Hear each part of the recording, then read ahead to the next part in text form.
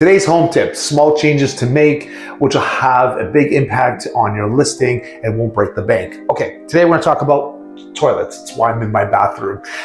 Toilets make a big impact. Sure, they need to be clean. Let's be honest. Send your cleaners through, make sure your toilets are clean. That's a big thing. But the second thing is you wanna make sure that they're running and working properly. I can't tell you how many times we go to a home and we hear you flush the toilet, we test toilets. That's what we do. We do open houses, or sorry, not open houses, we do showings. You want to see if the plumbing's working, you flush toilets.